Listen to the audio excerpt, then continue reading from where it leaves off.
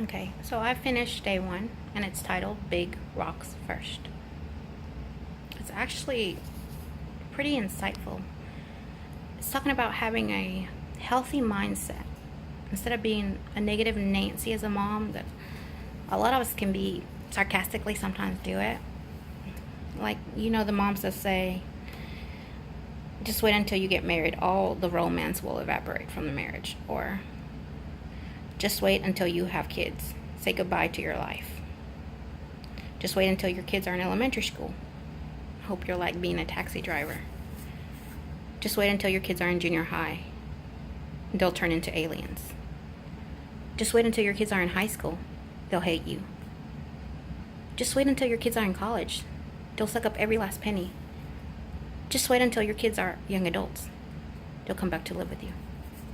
It's just having a negative aspect about life. We all know people like that. We might be people like that. I mean, sometimes it gets overwhelming. Being a mom is hard. But it also continues on how to be a more positive mom by putting the big rocks first. Basically, it's saying to put the big things first.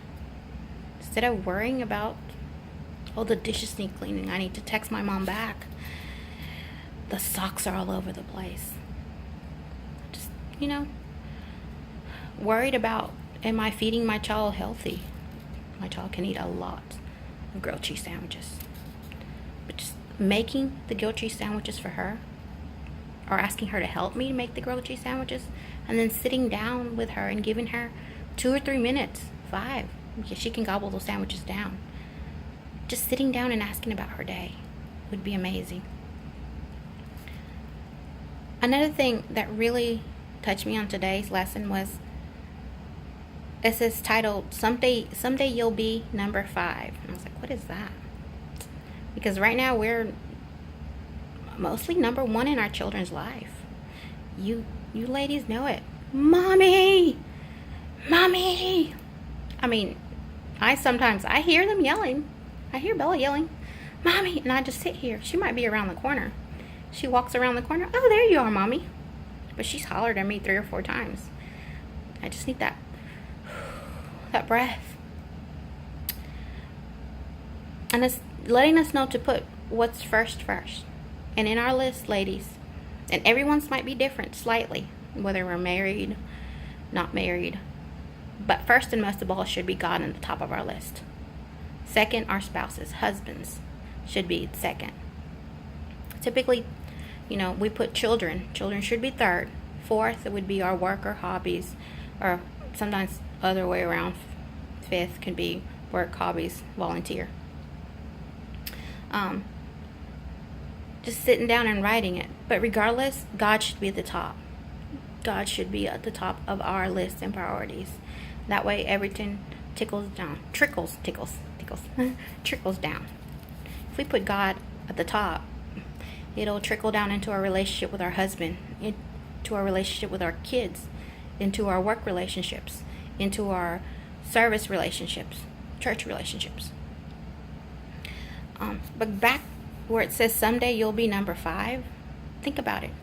At some point, your children will grow up and get married. When they do, God will be number 1 at the top of their list. Their spouse, number 2. Their children, number 3. Their work, hobbies, interests, number 4. And like it says, we'll be lucky to be number 5 as moms. And that's kind of like devastating. I was like, I love my child. But honestly, I was talking about putting everything in perspective and priority in my life. Never once did I think about my mother. So it just wants us to do a happy mindset and put the big rocks in first.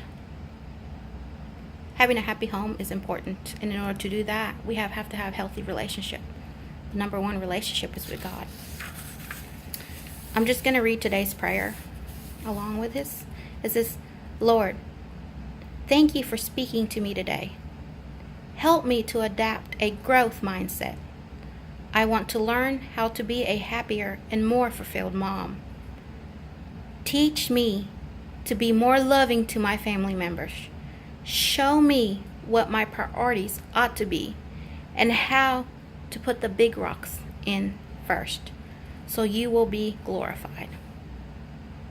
It's a beautiful prayer. I just wanted to share with that.